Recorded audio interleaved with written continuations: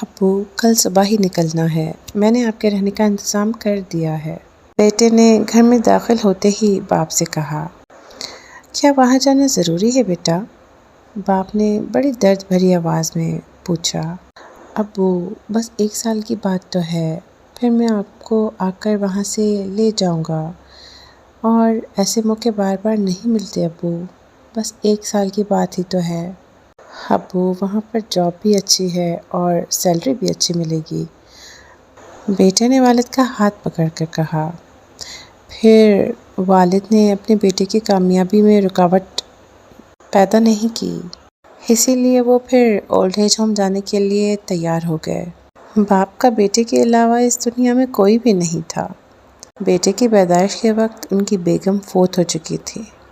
باپ نے اکیلے ہی بیٹی کی پرورش کی اور پڑھا لکھا کر اس قابل بنایا، وہی ان کے بڑھاپے کا سہارا تھا۔ وہ بیٹے کو خوش دیکھنا چاہتے تھے، وہ اس بات پر بہت خوش تھے کہ بیٹے کو دبئی میں جاب مل گئی تھی، لیکن اولڈ ایج ہوم میں رہنا انہیں بالکل پسند نہیں تھا۔ وہ ہمیشہ اس بات کے خلاف تھے۔ اس کے والد نے اپنے ماں باپ کی بہت خدمت کی تھی اور اپنے بیٹے سے وہ یہی امید رکھتا تھا کہ وہ بھی ان کی ویسے ہی خدمت کرے گا۔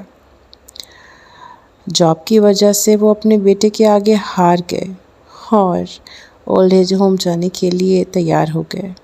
اگلی صبح بیٹا اپنے باپ کو اولڈ ایج ہوم چھوڑ آیا۔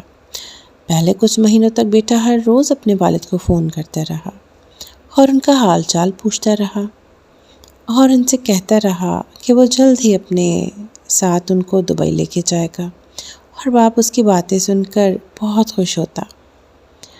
پھر دھیرے دھیرے بیٹے کا فون آنا بند ہو گیا۔ باپ کو اپنے بیٹے کی فکر ستانے لگی۔ اولڈ ایج ہوم کے نگراں سے انہوں نے اپنے بیٹے کو فون کیا تو بیٹے کا وہی جواب تھا کہ بابا 1 سال کی تو بات ہے، میں جلد ہی آ جاؤں گا اور آپ کو اپنے ساتھ دبئی لے جاؤں گا۔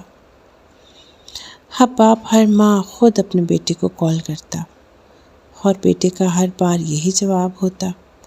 اولڈ ایج ہوم میں رہنے والے دوسرے بزرگوں نے باتیں بنانا شروع کر دی کہ بیٹے نے بہت چالاکی سے باپ کو الگ کر دیا، ضرور اس نے کوئی شادی کر لی ہوگی۔ ان سب کی باتیں سن کر باپ کو بھی یہی لگنے لگا کہ ہو سکتا ہے یہ لوگ سچ کہہ رہے ہوں، لیکن وہ کچھ نہیں کر سکتے تھے سوائے اپنے بیٹے کے انتظار کے۔ بیٹے کا انتظار کرتے کرتے 5 سال گزر گئے، لیکن بیٹا نہیں آیا۔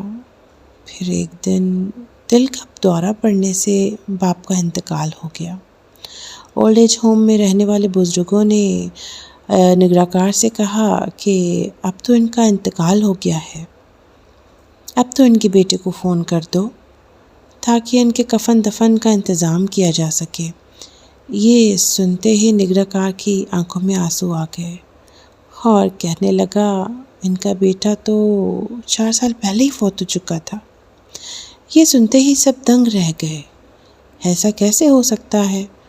وہ تو ہر مہینے فون پر بیٹے سے بات کرتے تھے، وہ 4 سال پہلے کیسے مر سکتا ہے؟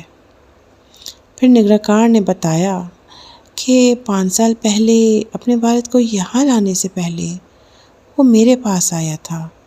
اس نے بتایا تھا کہ اسے بلڈ کینسر ہے اور وہ آخری سٹیج پر ہے۔ وہ اپنی وجہ سے اپنے والد کو تڑپتا ہوا نہیں دیکھنا چاہتا تھا، کیونکہ اس کے والد اسے بہت پیار کرتے تھے۔ انہوں نے اسے ماں باپ دونوں کا پیار دیا تھا، دن رات ایک کر کے اسے اس قابل بنایا تھا۔ وہ بہت اچھا بیٹا تھا، وہ اپنے والد سے بہت پیار کرتا تھا، مگر قدرت کو کچھ اور ہی منظور تھا۔ اس نے جو بھی کمایا وہ سب اس اولڈ ایج ہوم کے نام کر دیا۔ وہ نہیں چاہتا تھا کہ اس کے جانے کے بعد اس کے والد در بدر بھٹکیں۔ جب اس کی موت کا وقت قریب آیا تو میں ملنے گیا تھا، اسی وقت اس نے مجھے اپنا موبائل دیا تھا اور ساتھ میں ایک ٹیپ ریکارڈر بھی دیا تھا، جس میں اس نے یہ ریکارڈ کیا تھا کہ میں بہت جلد آپ کو اپنے ساتھ دبئی لے جاؤں گا۔